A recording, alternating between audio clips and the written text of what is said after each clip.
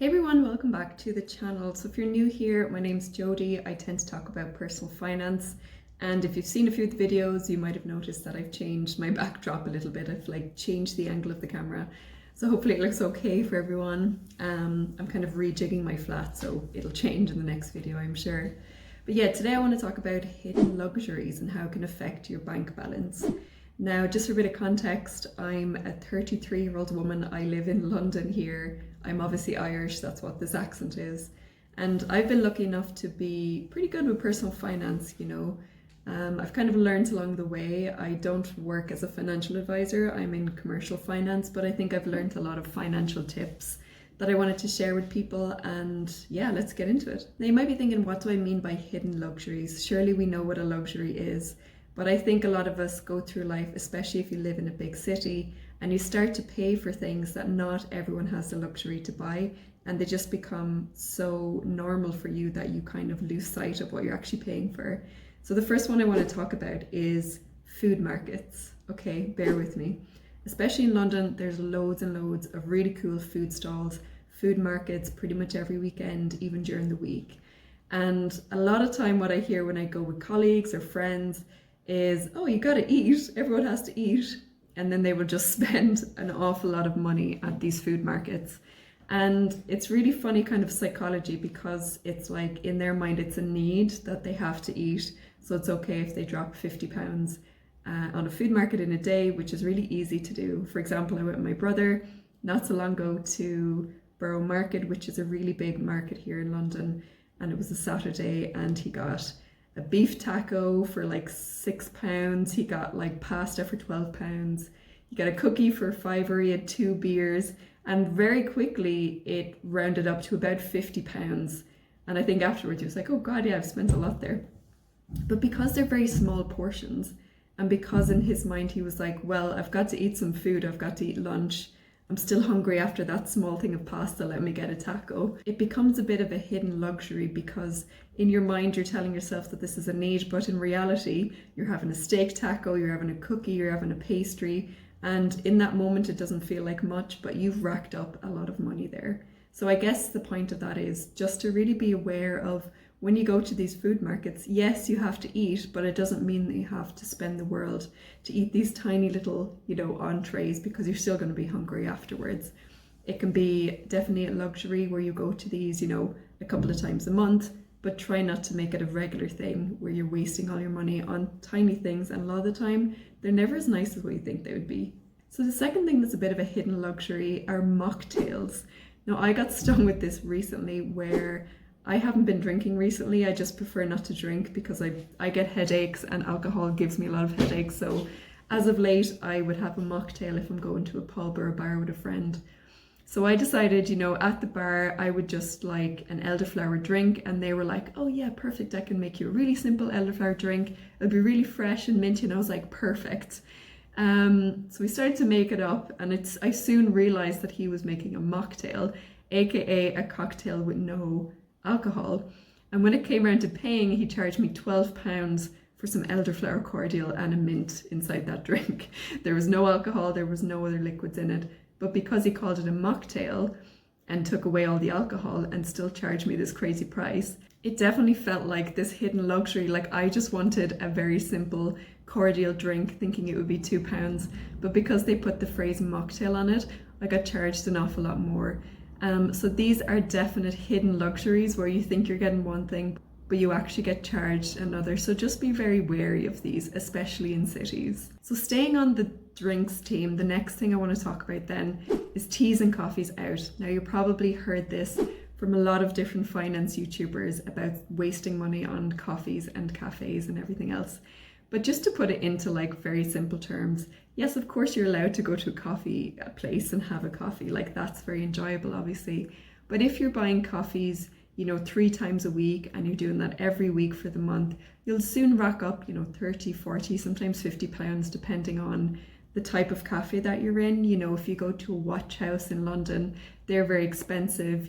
I got charged £4.20 for a tea once, just a basic herbal tea, So it does get very, very pricey. Whereas if you buy, teas or a big bag of beans in a Sainsbury's or a Tesco, and prepare it here, and then maybe you can still go for a walk with your little flask, your little cute flask, and save so much money. I know people really hate this one when they're like, I just want to have a coffee out, why do people get so weird about this? Of course, that's absolutely grand, but that is a hidden luxury, you know, charging £4 for a peppermint tea when I can get a box of 50 for £4 in Tesco. It's definitely a hidden luxury and something I think that's not actually worth the money. So the next thing I want to talk about then is when you're at work in the city and you buy your lunches out rather than bringing a packed lunch with you or bringing in the remnants of your dinner from the night before. Okay, again, this is one that's probably fairly obvious, but sometimes people don't do the maths. You know, these days, especially in London, to get a nice lunch out or a decent lunch out, it will usually rack up to about £10 these days. It used to be less. It used to be you could get, you know, a nice salad for £5 with a drink or whatever in London. But if you're not near a Tesco where there's those meal deals on, it could cost you £10. I used to work in the City of London near St. Paul's Cathedral, and all around there, of course, you know, it's a little bit touristy, so it's a little bit more expensive. But also there's a lot of like salad bars there. There's a lot of little cafes that do nice lunches and everything else. And even when I was trying to make it cheap, they still charged me like £8 for like a little bit of chicken and some salad in a little cardboard box to take away back to the office.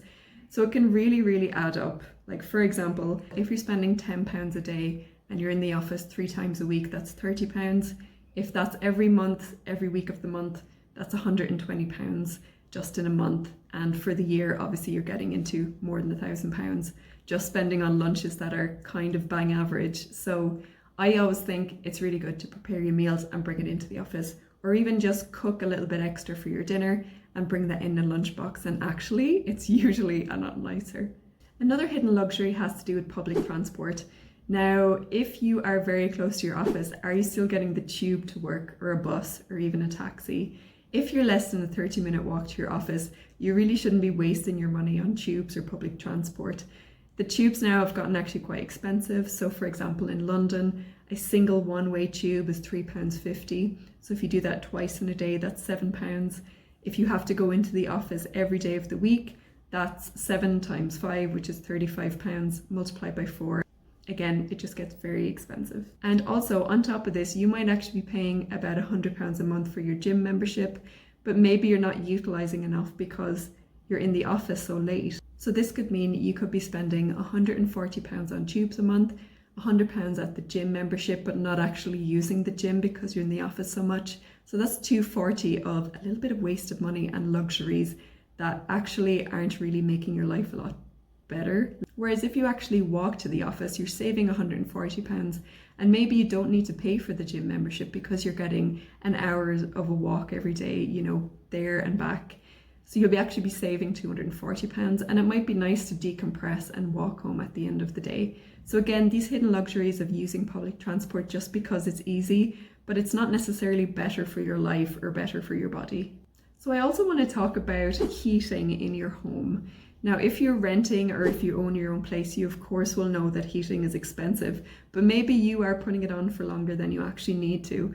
And how many of us have got the windows open but the radiators are on? Do you know how much energy you're losing in that situation? Plus, obviously, it's expensive too. So I remember a teacher telling me this once, and I used to roll my eyes as a teenager being like, yes, miss, okay, whatever. But she would say when it was cold, she would make sure her daughters wore a jumper or wore just a little blanket over their knees. Now, this is very like granny old school advice, but actually you can save like hundreds, if not over £1,000 a year by just maybe not putting on your heating as often as you should. Obviously, it's important that, you know, if you're elderly or if you're poorly, to have the heating on to make sure that your bones are warm. And obviously, like, houses will need heat to prevent damp and everything like that. But really think about, is it on a timer where it's on every day in the autumn and winter? Like, for example, now in London, it's still over 20 degrees and I don't need the radiators on, you know, it's very warm actually out here. And I've put on a little jumper because I've got the window open. I don't need the heating on. So things like that, maybe just have a bit of a think of things you kind of take for granted and could save you money, but also save, you know, energy as well. The last one I'm going to finish on is to do with food again.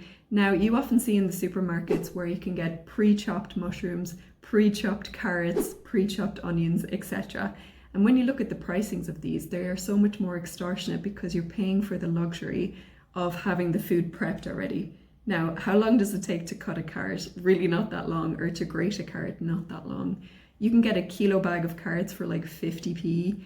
However, when you buy like cut up carrots or grated carrots, sometimes they're like £2 for a little bag. So the upmark is crazy because you're paying for that extra service, but in reality, do you really need it? You know, you might just want a little bit of ease, but actually it would be way better for your wallet to just buy the whole veg and chop it yourself, guys.